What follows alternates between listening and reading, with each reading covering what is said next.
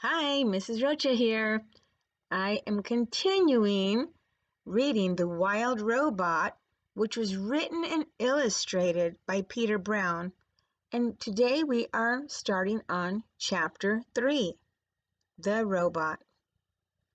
I'm really excited because I haven't read this book yet either, guys, so I'm learning about this robot as you're learning. The robot's computer brain booted up. Her programs began coming online, and then, still packed in her crate, she automatically started to speak. Hello, I am Rosam, Unit 7134, but you may call me Roz. While my robotic systems are activating, I will tell you about myself. Once fully activated, I will be able to move and communicate and learn. Simply give me a task and I will complete it. Over time, I will find better ways of completing my tasks. I will become a better robot. When I am not needed, I will stay out of the way and keep myself in good working order. Thank you for your time.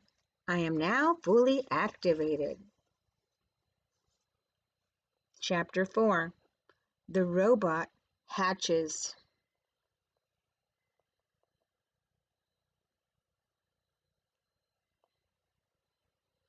As you might know, robots don't really feel emotions.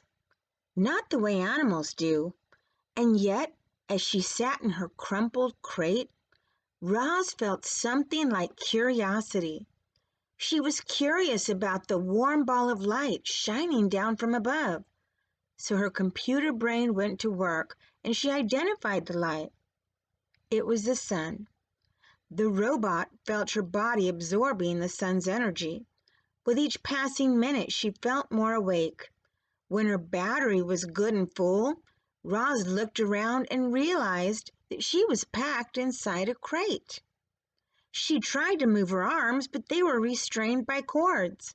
So she applied more force. The motors in her arms hummed a little louder, and the cords snapped. Then she lifted her hands and pulled apart the crate. Like a hatchling breaking from a shell, Roz climbed out into the world. Chapter 5. The Robot Gravesite. Those otters were now hiding behind a rock. Their round heads nervously poked up, and they watched as a sparkling monster emerged from the crate. The monster slowly turned her head as she scanned the coastline. Her head turned and turned, all the way around, and it didn't stop turning until she was looking right at the otters. Hello, otters. My name is Roz. The robot's voice was simply too much for the skittish creatures. The biggest otter squeaked and the whole gang suddenly took off. They galloped back across the robot gravesite, flopped into the ocean, and raced through the waves just as fast as they could. Roz watched the otters go, but her eyes lingered on the sparkling objects that littered the shore. The objects looked strangely familiar. The robot swung her left leg forward, then her right, and just like that she was taking her very first steps. She stomped away from her crate and over the rocks and through the gravesite until she was standing above a broken robot body. She leaned in and noticed the word Rosam lightly etched on the torso. She noticed the same word on all the torsos, including her own. Roz continued exploring the gravesite until a playful little ocean wave washed over the rocks. She automatically stepped away from it. Then a bigger wave sloshed toward her, and she stepped away again. And then a gigantic wave crashed over the rocks and engulfed the entire gravesite. Heavy water pounded against her body and knocked her to the ground, and her damage sensors flared for the first time. A moment later, the wave was gone and Roz lay there dripping and dented and surrounded by dead robots. Roz could feel her survival instincts, the part of her computer brain that made her want to avoid danger and take care of herself so she could continue functioning properly. Her instincts were urging her to move away from the ocean. She carefully got to her feet and saw that high above the shore, the land was bursting with trees and grasses and flowers. It looked lush and safe up there.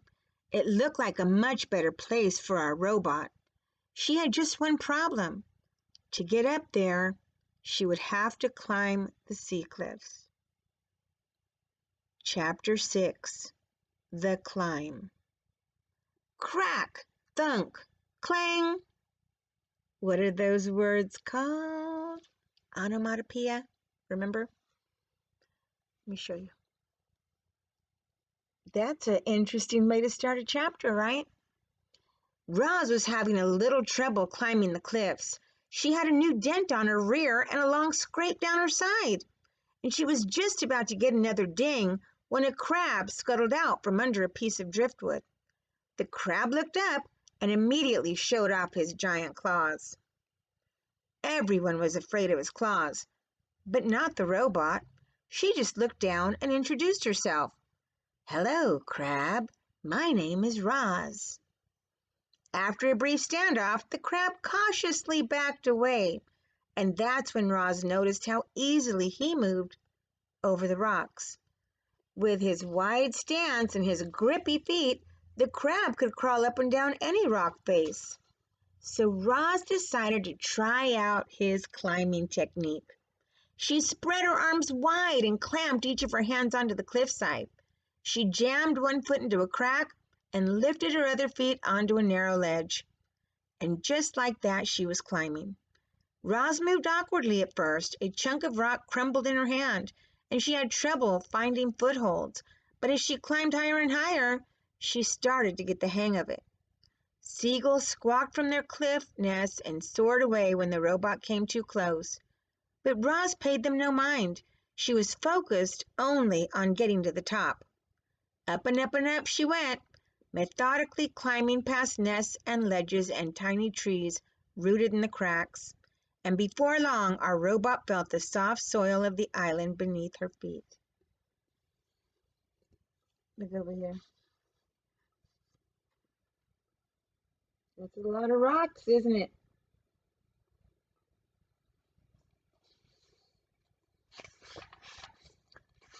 Chapter 7. The Wilderness. We're going to start with Chapter 7 tomorrow. So, as I told you yesterday, if you're getting interested in this book, it's okay if you go on to the next video, okay? It's up to you.